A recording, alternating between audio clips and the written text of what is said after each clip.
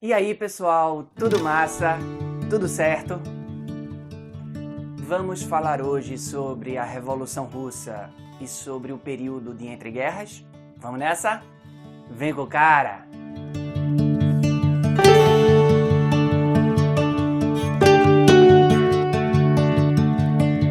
Pessoal, escutem bem. Eu falei para vocês na nossa última aula que em 1917 a Rússia ela deixa a Primeira Guerra Mundial. Inclusive, para ocupar o lugar da Rússia, quem entra na guerra é os Estados Unidos da América. Lembram disso? Pois bem, eu disse para vocês que a Rússia ela saiu da guerra porque em 1917 explodiu lá na Rússia uma revolução. Essa revolução ela é chamada de Revolução Russa de 1917. E é sobre ela que a gente fala agora. Pessoal, a primeira coisa que eu quero que vocês coloquem no caderno é que a Revolução Russa foi a primeira revolução socialista da história. Ou seja, a Rússia, em 1917, foi o primeiro país a se declarar oficialmente um país socialista. E, por sinal, essa Rússia socialista ela é conhecida pelo nome de União das Repúblicas Socialistas Soviéticas. E, pessoal, é legal que vocês saibam que um país socialista é todo país que é governado por uma classe social chamada de classe proletária. E o proletariado nada mais é do que uma classe formada por trabalhadores de fábricas, trabalhadores urbanos.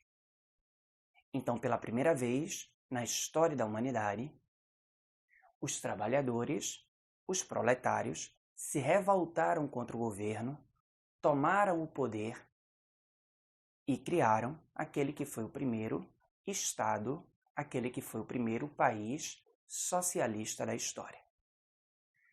E, meus amigos, coloquem no caderno, por gentileza, que a Revolução Russa ela foi uma consequência direta da Primeira Guerra Mundial. Isso porque, vejam, a Rússia entrou na Primeira Guerra Mundial desde o início. Inclusive, lembrem que na Primeira Guerra, a Rússia ela vai fazer parte da chamada Tríplice Entente, ao lado da Inglaterra e ao lado da França. E aí, pessoal, coloquem no caderno, por favor, que a Revolução Russa ela foi uma consequência direta da Primeira Guerra Mundial. Isso porque, vejam bem, a Rússia ela entrou na Primeira Guerra desde o início, desde 1914. Sendo que aí é que está. A Rússia ela entrou na Primeira Guerra desde o início, mas a Rússia não possuía, até o ano de 1917, a Rússia não possuía um exército profissional. Traduzindo, o governo russo ele recrutava a população civil para que essa população se tornasse soldados toda vez que a Rússia entrava numa guerra. Então, toda vez que a Rússia entrava na guerra, o governo recrutava civis para que esses civis se tornassem soldados. Mas, pessoal, entendam, um civil ele não tem treinamento militar. Então, não basta tu recrutar e dar armas para um civil. Para que esse civil se torne um militar, ele precisa de treinamento. Se tu der uma arma para quem nunca atirou, essa pessoa ela não vai saber manusear a arma.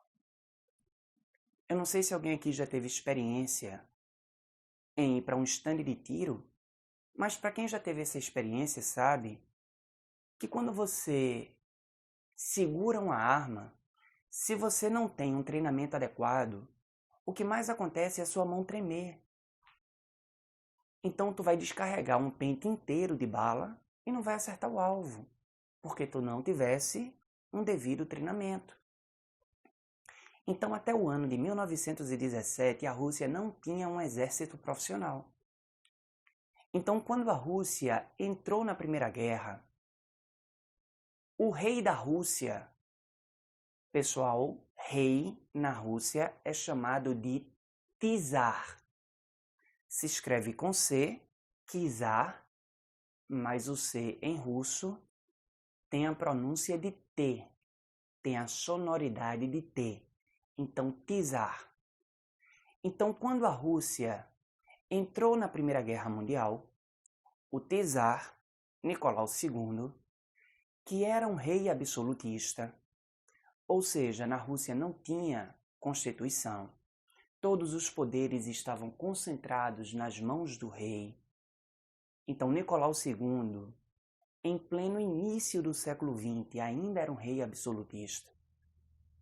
Então percebam que a Rússia, politicamente falando, era um país anacrônico, era um país atrasado na época, já que a Rússia ainda era governada por um rei absolutista. Mas o fato é que o Nicolau II, o rei da Rússia, quando a Rússia entra na Primeira Guerra, ele recruta civis. Sendo que aí tem um detalhe: 85% da população russa era formada por camponeses. Então, obviamente, a maior parte daquela população que foi recrutada pelo governo, a maior parte era constituída por camponeses. E para ser mais específico, o Nicolau II, ele recruta mais ou menos 4 milhões de camponeses para que esses camponeses fossem para a Primeira Guerra Mundial, para lutar em nome da Rússia. E pessoal, esses camponeses, na Primeira Guerra, eles foram massacrados. O camponês, ele sabe usar a enxada, o camponês, ele sabe usar o arado, o camponês, ele sabe usar a foice. Mas o camponês, ele não está acostumado, ele não sabe utilizar um fuzil. Ele não sabe utilizar um revólver. Então o fato é que esses camponeses foram massacrados na Primeira Guerra Mundial.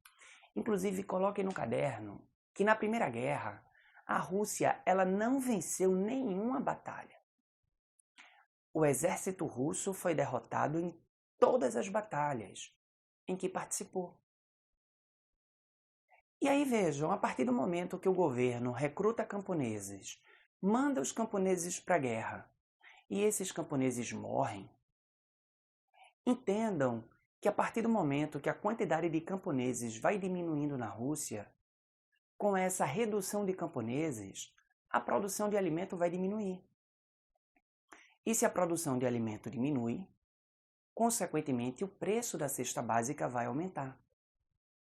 Isso é o que a gente chama de inflação. É o aumento do custo de vida. E se o custo de vida aumenta, se a cesta básica se torna mais cara, a população pobre da Rússia, principalmente os proletários, os trabalhadores urbanos que trabalhavam nas fábricas, até porque na Rússia, coloquem no caderno, na Rússia imperial, não existiam leis trabalhistas. Então, se não tem lei trabalhista, não tem salário mínimo, não tem férias remuneradas, não tem descanso semanal, não tem indenização. Então entendam que esses proletários, eles recebiam um salário de miséria. Então, com o aumento do custo de vida, com o aumento do valor da cesta básica, esses proletários eles vão começar a passar fome. E passando fome, no dia 23 de fevereiro de 1917, um grupo de trabalhadores, um grupo de proletários, grupo esse formado por mais ou menos 3.000 trabalhadores, fizeram uma passeata em uma cidade russa chamada de São Petersburgo.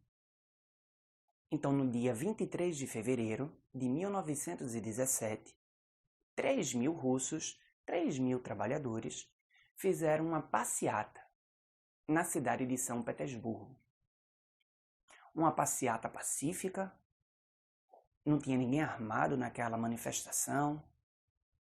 E essa passeata, ela terminou na frente do Palácio de Inverno do Nicolau II.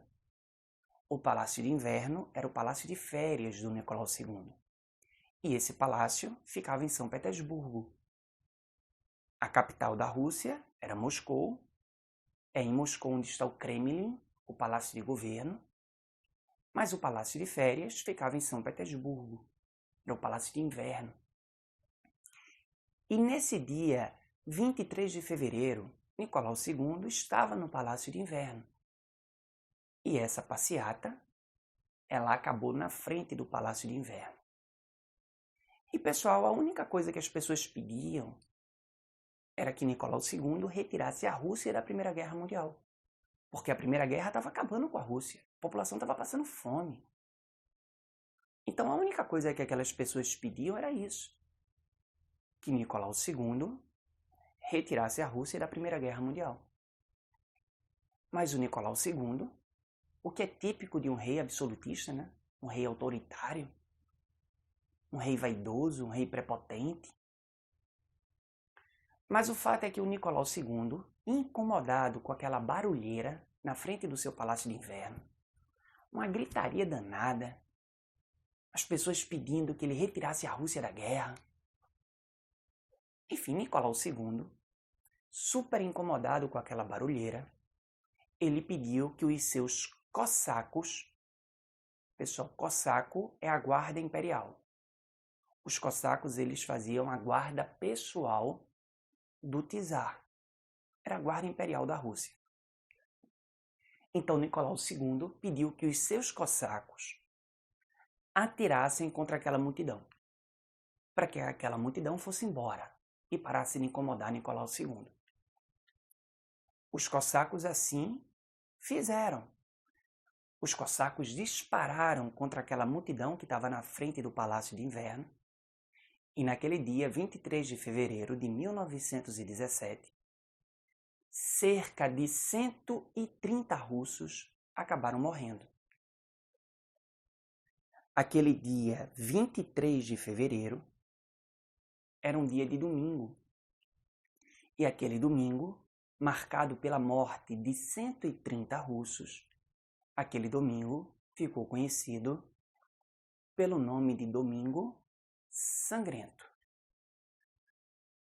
E aí vejam, até então os trabalhadores, até então os proletários, eles estavam fazendo uma manifestação pacífica. A partir daquele dia, 23 de fevereiro, a partir daquele Domingo Sangrento, os proletários agora, eles não querem mais só que a Rússia saia da guerra. Os proletários agora querem que a Rússia saia da guerra, mas eles querem também que Nicolau II seja retirado do poder. E aí vejam, em abril de 1917, em fevereiro, aconteceu o Domingo Sangrento. Em abril de 1917, um proletário, um trabalhador, chamado de Lenin, ele criou um jornal clandestino, chamado esse jornal de A Verdade. Jornal esse que vai ser lido pelos trabalhadores da Rússia. E nesse jornal, Lenin, ele publicou aquilo o que os historiadores convencionaram chamar de teses de Abril. E as teses de Abril nada mais foram do que duas frases. E o objetivo das teses de Abril, coloque no caderno, o objetivo do Lenin era unir os trabalhadores. Porque unidos, esses trabalhadores teriam a força necessária para derrubar o governo. Inclusive Lenin, quem quiser coloca no caderno, ele era apaixonado por um livro chamado de O Manifesto do Partido Comunista. Lenin, ele adorava ler o Manifesto do Partido Comunista. E o Manifesto do Partido Comunista foi um dos mais importantes livros escritos pelo Karl Marx. E naquele livro, o Manifesto Comunista, Marx, ele pede claramente, inclusive é uma frase muito emblemática do livro: proletários do mundo todo, univos. Ou seja, se os trabalhadores se unirem, os trabalhadores terão a força necessária para mudar qualquer governo. Então as teses de Abril, elas tinham esse objetivo: fazer com que os trabalhadores se unissem a Lenin, para que assim os trabalhadores pudessem derrubar o governo. E aí a primeira tese de Abril, coloquem no caderno, por favor, e coloquem entre aspas, tá? Porque essas frases não são minhas, essas frases são do Lenin. Primeira tese de Abril: paz, terra e pão. Repetindo, primeira tese de Abril: paz, terra e pão. E aí vamos traduzir. A partir do momento que o Lenin defende a paz, o Lenin defende a ideia de que a Rússia deve sair da Primeira Guerra Mundial. Quando o Lenin ele fala da terra, o Lenin está propondo uma reforma agrária. E quando o Lenin ele fala do pão, é porque se a Rússia saísse da Primeira Guerra, os camponeses parariam de morrer e, consequentemente, a produção de alimentos na Rússia iria se normalizar e a fome iria cessar. Segunda tese de Abril: todo o poder aos sovietes. Repetindo, segunda tese de Abril: todo o poder aos sovietes. E aí coloquem no caderno, por favor, que um soviete é uma associação de proletários, é uma associação de trabalhadores. Então, se o Lenin ele coloca todo o poder aos sovietes, o Lenin está sugerindo que os trabalhadores se unam para derrubar o governo, para que assim os trabalhadores possam governar a Rússia. Todo o poder aos sovietes, todo o poder aos trabalhadores. Entendido isso? E pessoal, coloquem no caderno que as teses de Abril, elas surtiram efeito. 5 milhões de trabalhadores. Obviamente esse número ele pode variar, mas 5 milhões de trabalhadores atenderam ao chamado de Lenin. E esses 5 milhões de trabalhadores receberam armas, e não só receberam armas, como eles receberam treinamento militar. Inclusive, esse treinamento foi dado por aquele que foi a pessoa mais próxima do Lenin, chamado de Leon Trotsky. Trotsky ele vai dar o treinamento militar para aqueles 5 milhões de trabalhadores. Inclusive, esses trabalhadores, recebendo um treinamento militar, eles vão formar um exército chamado de Exército Vermelho. E no dia 25 de outubro, esse Exército Vermelho, liderado pelo Lenin, ele toma o poder da Rússia. Inclusive, coloquem no caderno que o Lenin ele mandou fuzilar, ele mandou matar Nicolau II e toda a sua família. E aí, com a morte de Nicolau II, o Lenin ele foi aclamado pelos trabalhadores da Rússia como o novo governador da Rússia, como presidente da Rússia. E como presidente da Rússia, o Lenin ele vai decretar algumas medidas. Inclusive, essas medidas, quem quiser colocar no caderno, até para facilitar o teu entendimento, essas medidas nada mais foi do que o Lenin cumprindo as teses de Abril. Então, por exemplo, Lenin ele assina com a Alemanha um tratado chamado de Brest-Litovsk. E o tratado de Brest-Litovsk, coloque no caderno, é um tratado de não agressão.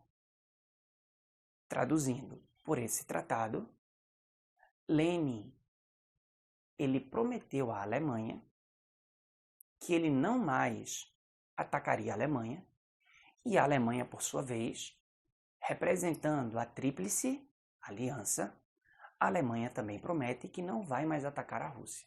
O Tratado de Brest-Litovsk, portanto, ele vai retirar a Rússia da guerra.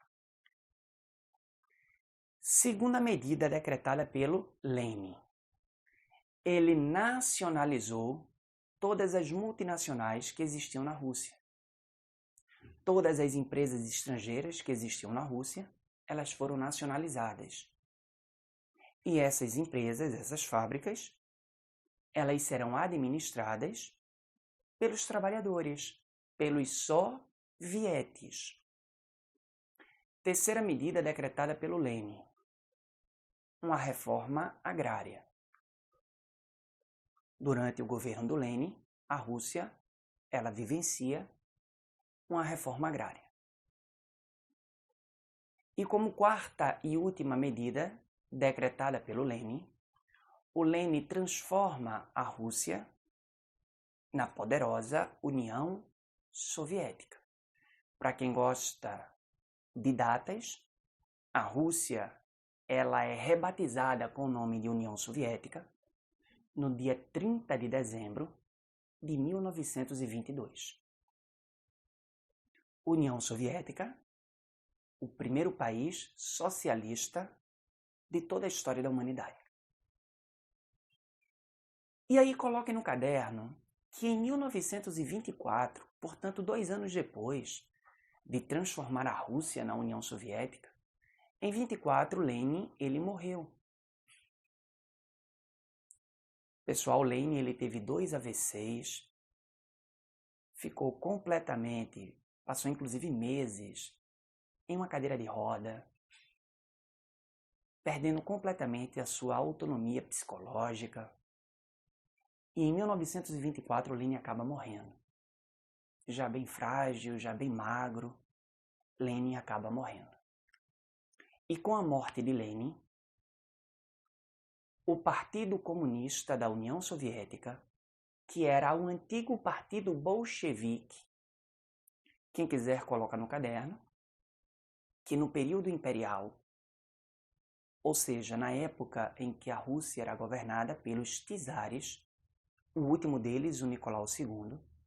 Então, na Rússia Imperial existiam 2 partidos que eram clandestinos, não eram reconhecidos pelo governo, chamados de partidos bolchevique e menchevique. O partido bolchevique sendo o partido dos trabalhadores, sendo o partido dos proletários, o partido menchevique sendo o partido da burguesia russa, sendo o partido dos comerciantes russos. Então, quando Lenin ele assume o poder da Rússia, o partido bolchevique, principalmente depois que o Lenin ele rebatiza a Rússia de União Soviética, o partido bolchevique, o antigo partido dos trabalhadores russos, ele se torna o Partido Comunista da União Soviética. Então, depois que o Lenin morreu, o Partido Comunista da União Soviética elegeu como presidente da Rússia um comunista chamado de Joseph Stalin. E, meus amigos, com isso, a gente finaliza com a Revolução Russa. E, pessoal, vejam bem. A gente já sabe que a Revolução Russa ela explodiu enquanto acontecia a Primeira Guerra Mundial, em 1917. Inclusive, foi essa revolução que acabou retirando a Rússia da Primeira Guerra. Mas com o fim da Primeira Guerra Mundial, lembrando que a Primeira Guerra ela terminou em 1918, com o fim da Primeira Guerra, se tem início aquilo o que os historiadores chamam de período de entreguerras. E no período de entreguerras, aconteceram duas coisas, aconteceram dois episódios que vocês precisam saber. O primeiro deles, a crise de 29. E a crise de 29, coloque no caderno, foi a pior crise econômica que aconteceu em toda a história da humanidade. Essa crise econômica que explodiu em 29, essa crise econômica teve como epicentro os Estados Unidos da América, mas essa crise econômica atingiu todos os países do mundo, com exceção de um. Só um país não foi atingido pela crise de 29, porque era o único país do mundo que não era capitalista. Portanto, o único país do mundo que não mantinha contato comercial com os Estados Unidos. País esse chamado de União Soviética do Joseph Stalin. Então, a União Soviética ela se negava a manter qualquer tipo de contato com os Estados Unidos. Então, a crise de 29, ela começa nos Estados Unidos, tem como epicentro os Estados Unidos. Mas como os Estados Unidos mantinham contatos comerciais com todos os países do mundo, com exceção da União Soviética, essa crise acabou atingindo o mundo inteiro. Essa foi a pior crise econômica vivenciada pelo mundo capitalista. Essa foi a pior crise econômica ocorrida na história da humanidade. E aí, para que a gente entenda a crise de 29, coloquem no caderno, por favor, que em 1918, com o fim da Primeira Guerra Mundial, 25 países europeus, eles ficaram completamente destruídos. 25 países europeus deixam a Primeira Guerra completamente destruídos. Dentre esses países, a Inglaterra, a França, a Alemanha, a Itália, a Bélgica. Lembram daquelas 6 grandes potências europeias no final do século XIX? Lembram delas? Lembrem que o mundo, na virada do século XIX para o século XX, o mundo possuía 8 potências. Mas das 8, 6 eram europeias. Vamos lembrar? Inglaterra, França, Bélgica, Alemanha, Itália e Rússia. Tirando esses 6 países, que eram países europeus, Estados Unidos, representando a América, e o Japão, representando a Ásia. Enfim, aquelas 6 potências europeias estavam completamente destruídas no pós-Primeira Guerra. Então, os Estados Unidos acabam se tornando a maior potência econômica do mundo. E os países europeus, destruídos pela Primeira Guerra Mundial, os países europeus acabaram se tornando mercados consumidores norte-americanos. E a partir do momento que a Europa se torna um grande mercado consumidor para os Estados Unidos, entendam que nos Estados Unidos, as fábricas norte-americanas, elas vão aumentar a sua capacidade produtiva. As fábricas norte-americanas, elas vão produzir cada vez mais mercadorias. Mas aí é que está. A partir de 1924, portanto, 6 anos após o fim da Primeira Guerra Mundial, em 1924, os países europeus, eles começaram a se reconstruir. A reconstrução da Europa, ela começa a ser nítida a partir de 24. E a partir do momento que os países europeus, eles começam a se reconstruir, esses países, claro que aos pouquinhos, né, pessoal, de forma gradativa, mas esses países, eles começam a voltar a produzir as suas próprias mercadorias. A partir do momento que os países europeus, eles começam a voltar a produzir as suas próprias mercadorias, entendo que esses países, eles vão importar menos. Só para que vocês tenham uma ideia, coloquem no caderno. Em 1928, portanto, um ano antes da crise de 29 explodir, a pauta de exportação dos Estados Unidos, se comparada a 1919, em 1928, se a gente comparasse a pauta de exportação dos Estados Unidos com 1919, a pauta de exportação norte-americana já tinha caído em 70%. Então percebam que a Europa continuava a importar produtos norte-americanos, mas percebam que cada vez mais a Europa importava menos produtos norte-americanos.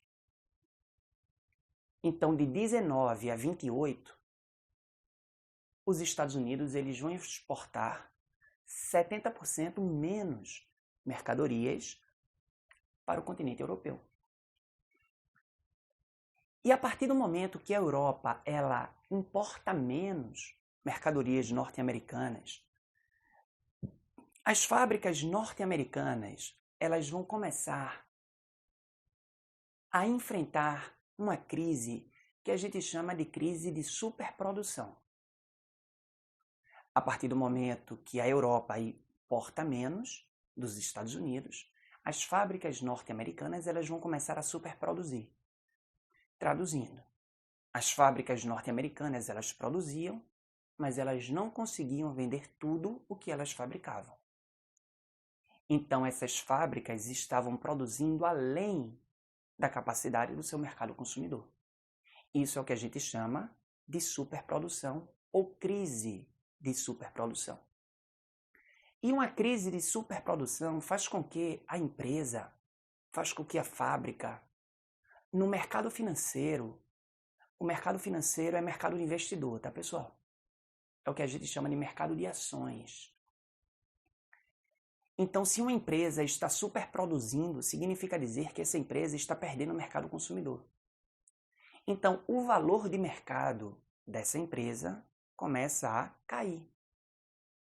Os investidores param de investir nessa empresa. E aí é que está o problema.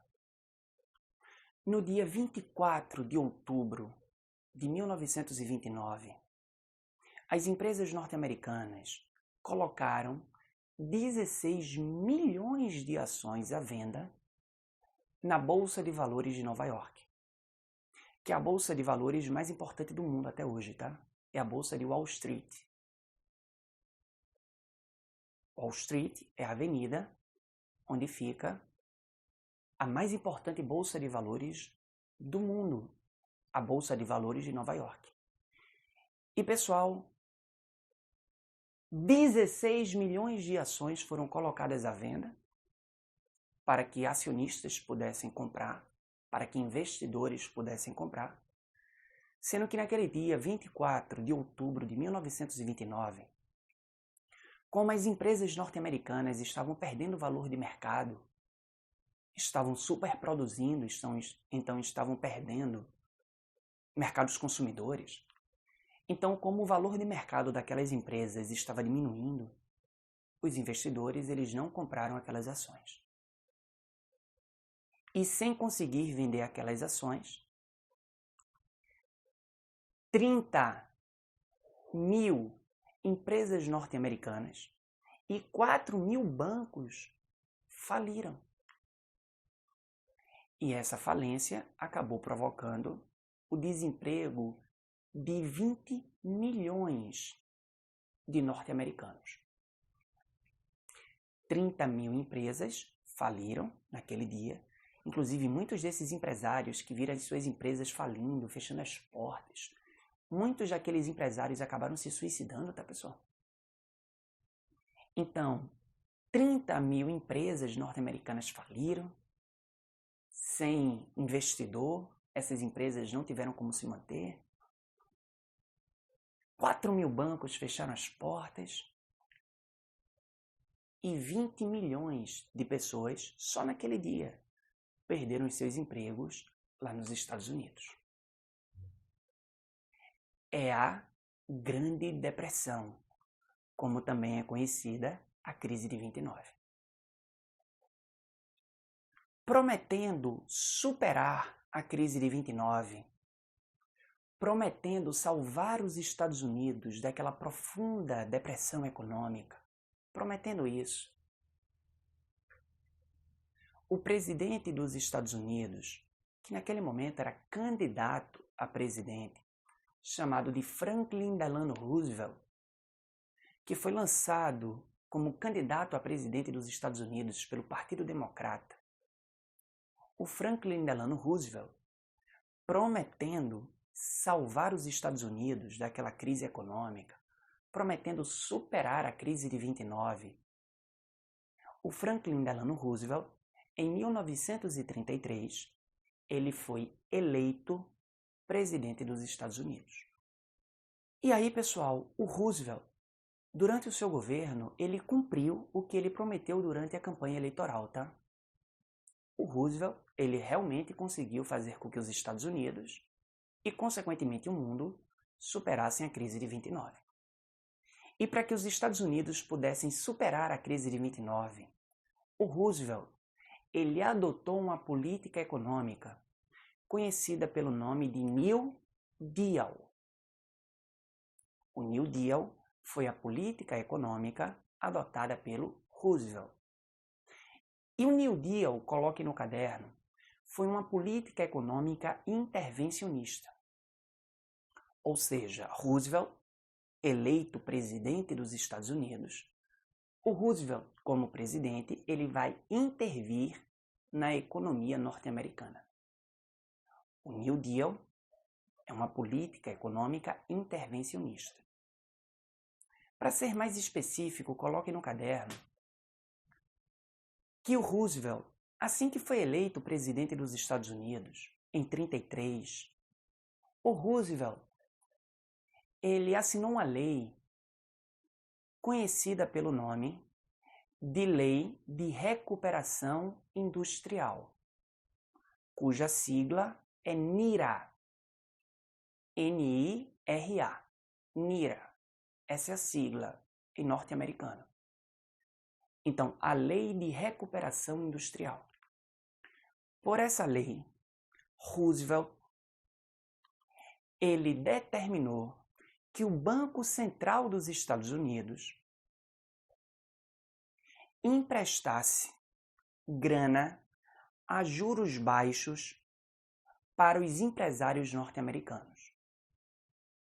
Todo empresário, todo aquele que quisesse montar o seu próprio negócio nos Estados Unidos, todo aquele cidadão norte-americano que tivesse disposto a montar a sua própria indústria, a montar a sua fábrica, a montar a sua empresa, o Banco Central dos Estados Unidos tinha a autorização do governo para emprestar dinheiro para essas pessoas, para que elas pudessem montar o seu próprio negócio, pagando uma taxa de juros muito baixa. Traduzindo, o governo norte-americano vai se tornar um investidor das empresas daquele país. E recebendo incentivo do governo, recebendo empréstimos do governo, os empresários norte-americanos, eles começaram a reabrir as suas empresas e já em 1939, portanto 10 anos depois do início da crise, os Estados Unidos eles conseguiram superar a Grande Depressão. Os Estados Unidos eles conseguiram superar a crise de 29. Mas, pessoal, vejam bem, eu disse para vocês que o período de entreguerras ele foi marcado por 2 episódios. O primeiro, a crise de 29, a pior crise econômica de toda a história da humanidade. Mas o período de entreguerras, ele também foi marcado pela ascensão do nazifascismo. E pessoal, coloquem no caderno, por favor,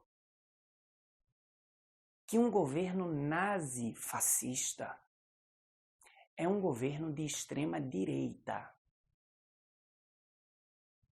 E aí lembrem que quando a gente fala de um partido de direita ou de um partido de esquerda, nós estamos tomando como base a Revolução Francesa. Quem sentava à direita da convenção, lembram disso? Eram os girondinos. E os girondinos, na Revolução Francesa, eles eram formados pela alta burguesia da França, ou seja, a elite econômica da França, a alta burguesia francesa. Já o Partido Jacobino era o partido de esquerda. O Partido Jacobino, ele defendia os interesses das classes populares da França. Pequena burguesia, sans-culottes, camponeses.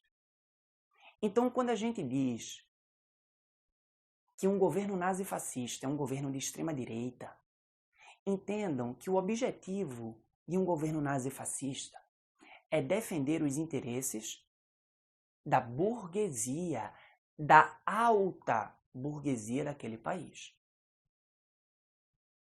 E aí, para ser mais específico, coloquem no caderno, não custa nada. O nazifascismo foi a estratégia utilizada pela burguesia de alguns países europeus, como a burguesia italiana, a burguesia alemã, a burguesia espanhola, a burguesia portuguesa.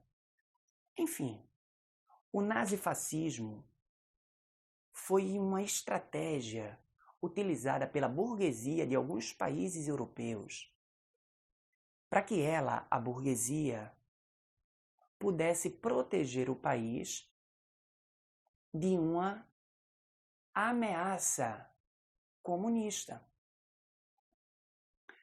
Para ficar ainda mais fácil, pessoal, depois que a Rússia se tornou um país comunista, depois que a Rússia se tornou a União Soviética, a burguesia europeia, ela entrou em pânico. Porque a Revolução Russa, ela poderia servir de exemplo para outros países. E aí a burguesia europeia entrou em pânico. Porque entendam, em um país socialista, coloca no caderno isso, em um país socialista, a propriedade privada, ela é abolida. Os governos socialistas, eles confiscam todas as propriedades privadas. Inclusive, o Stalin, ele confiscou, lá na União Soviética, todas as propriedades privadas através dos planos quinquenais. Então, um governo socialista é todo governo exercido por trabalhadores e esse governo ele vai abolir a propriedade privada. Mas entendam, dentro de um país, a classe que mais possui bens, a classe que mais possui propriedades privadas é a burguesia. Porque a burguesia é a classe mais rica. A burguesia é formada pelos grandes empresários, pelos grandes comerciantes. Então entendam que é a burguesia, principalmente ela, que mais teme o socialismo, que mais teme o comunismo. Porque se um país se torna comunista, se um país se torna socialista, isso significa dizer que o governo vai confiscar todos os bens da burguesia. Então a burguesia europeia, morrendo de medo que a Revolução Russa servisse de exemplo para outras revoluções, a burguesia europeia, ela criou esse tipo de governo, chamado de governo nazi-fascista. E o objetivo desse tipo de governo, o objetivo de um governo nazifascista, é proteger o país contra a possível ameaça comunista. E aí, pessoal, todo governo nazifascista, todo governo anticomunista? Todo governo que tem por objetivo combater em seu país a ameaça vermelha, a ameaça comunista, enfim, todo governo nazifascista tem características próprias. Todo governo nazifascista pode ser identificado devido a algumas características. Então, por favor, coloque no caderno como primeira característica de um governo nazifascista o totalitarismo. Os governos nazifascistas, eles são totalitaristas. E um governo totalitarista é um governo ditatorial. É uma ditadura de extrema-direita. Ou seja, é uma ditadura que busca proteger, que busca defender os interesses da burguesia. Traduzindo, é uma ditadura que busca proteger a propriedade privada. E como é uma ditadura, quem se coloca contra o governo é taxado de comunista, e se é taxado de comunista, para esse governo, esse indivíduo se torna uma ameaça, e esse indivíduo, obviamente, será preso, será torturado, será morto. Enfim, todo governo nazifascista é um governo ditatorial, é um governo totalitarista. Segunda característica, todo governo nazifascista é um governo militarista. Traduzindo, todo governo nazifascista flexibiliza o porte e a posse de armas para a população civil. Um governo nazifascista, normalmente, ele diz que o homem de bem precisa e tem o direito de proteger a sua família. Porque os comunistas, eles são monstros que querem tomar tudo o que aquele pai de família construiu. Segunda característica, todo governo nazifascista é um governo militarista. Traduzindo, todo governo nazifascista flexibiliza a posse de arma para a população civil. Um governo nazifascista, normalmente, ele usa como justificativa a justificativa de que o homem de bem, de que o pai de família, ele tem o direito de proteger os seus bens. Afinal de contas, os comunistas são monstros, são ladrões, são bandidos que querem roubar tudo o que aquele pai de família construiu. Então, o homem de bem, ele tem o direito de ter a sua arma para se proteger. É o militarismo. É a militarização da sociedade. Terceira característica de um governo nazifascista. É um governo populista. E um governo populista é todo governo que busca, através da propaganda, através do discurso, através das promessas. Um governo populista é todo governo que busca o apoio da população. Um governo nazifascista, ele não é popular.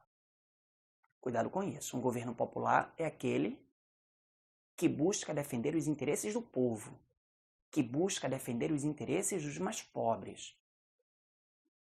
Então, um governo nazifascista, ele não é popular, ele é populista. Ele busca o apoio da população. Inclusive, eu já adianto para vocês, tá? Coloquem no caderno. Hitler, Mussolini, esses caras foram eleitos pela população. Eles não deram golpes, como muita gente pensa. Cuidado com isso. Eles foram eleitos. Porque um governo nazifascista, ele tem essa característica. Através da propaganda, um governo nazifascista, ele faz com que a população acredite que o país está sob ameaça comunista e que os comunistas são monstros. Inclusive, vamos ver algumas propagandas da época. Essa propaganda, por exemplo, é uma propaganda alemã.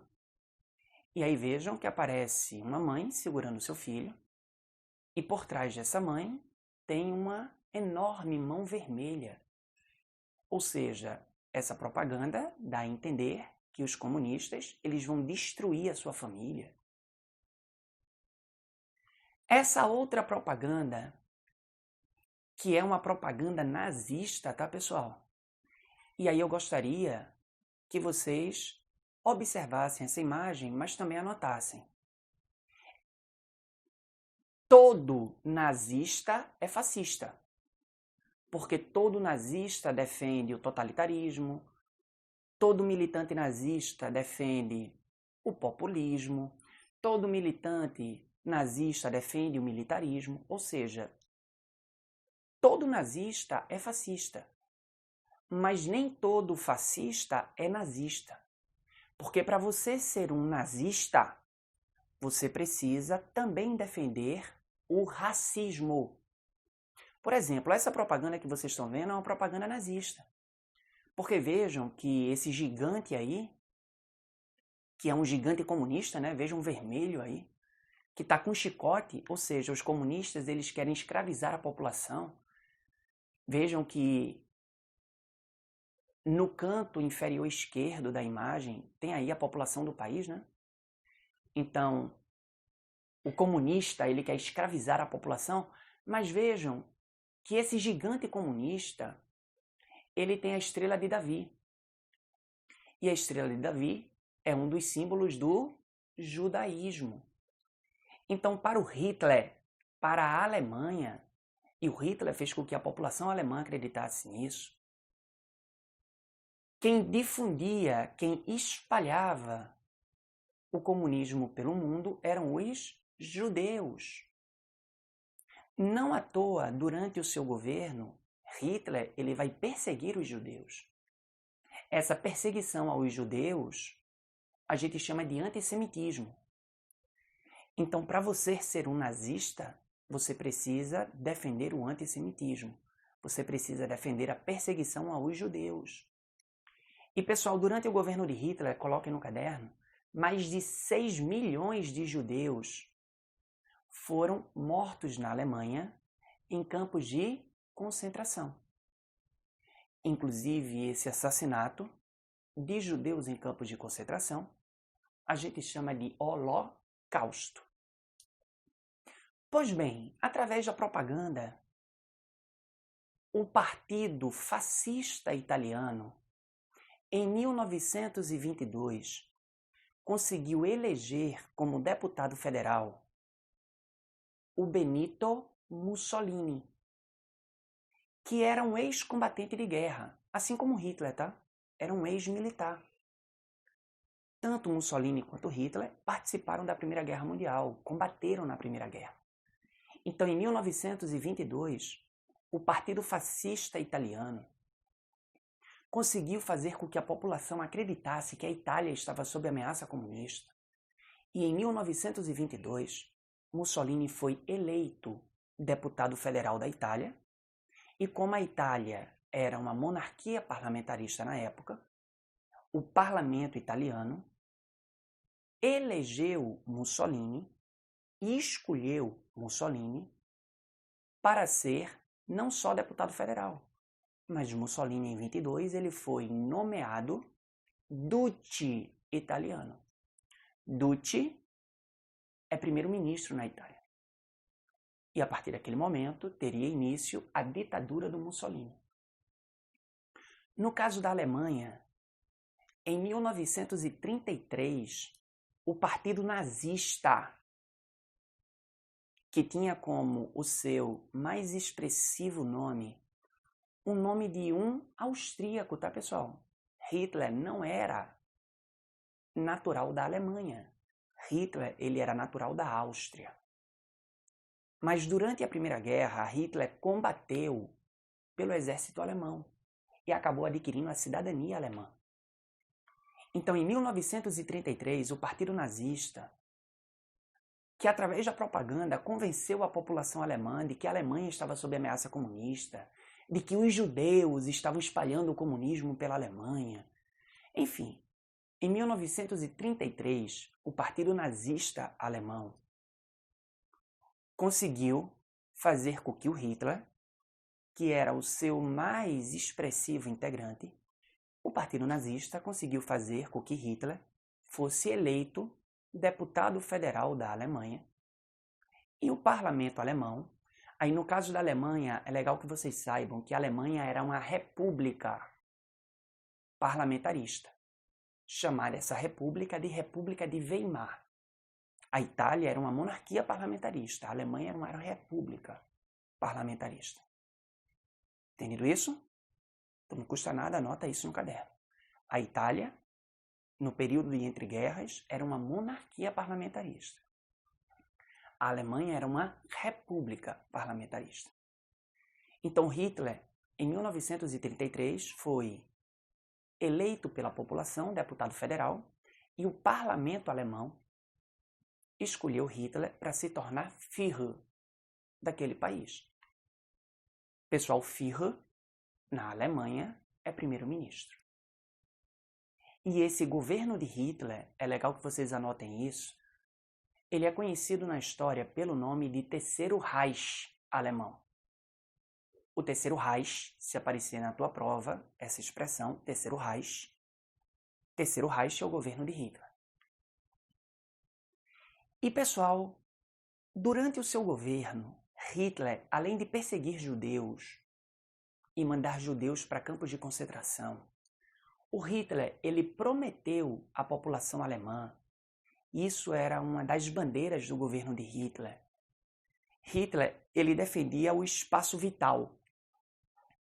E o espaço vital nada mais era do que a Alemanha recuperando todos os territórios que ela perdeu no pós-Primeira Guerra Mundial. Lembram que eu falei isso para vocês? Que a Liga das Nações utilizou uma estratégia totalmente equivocada? A Liga das Nações decidiu punir cada país derrotado na guerra. Inclusive a Alemanha perdeu 3 territórios. E que isso lá na frente ia fazer com que esses países quisessem se vingar da Liga das Nações. Lembram disso? Pois bem, Hitler, defendendo o espaço vital, no dia 1º de setembro de 1939, Hitler ele declarou guerra à Polônia. O exército alemão invadiu a Polônia. E o que a Alemanha queria era recuperar um porto que ela perdeu no pós-Primeira Guerra, chamado de Porto de Danzig. Mas a partir do momento que a Alemanha declara guerra à Polônia, a partir do momento que o exército alemão invade a Polônia, a Liga das Nações, que tinha por finalidade garantir a preservação da paz no mundo, quando a Alemanha declara guerra à Polônia, a Liga das Nações imediatamente se coloca na defesa da Polônia. Lembrando que quando a gente fala de Liga das Nações, a gente está falando de Inglaterra e França. Então, imediatamente, ainda naquele dia, 1º de setembro de 1939, a Liga das Nações ela se coloca na defesa da Polônia e declara guerra à Alemanha. Aquele dia, 1º de setembro de 1939, marcaria, portanto, o início da Segunda Guerra Mundial. Mas sobre a Segunda Guerra, a gente só fala na próxima aula. Um beijo para todo mundo e até o próximo vídeo, se Deus quiser. Acabou? Acabou. Dessa vez eu falei mais rápido? Eu fiquei ligado no Energia Esporte. Não, eu falei no vídeo. Eu só quero que você assista, entendeu? Não pode ser só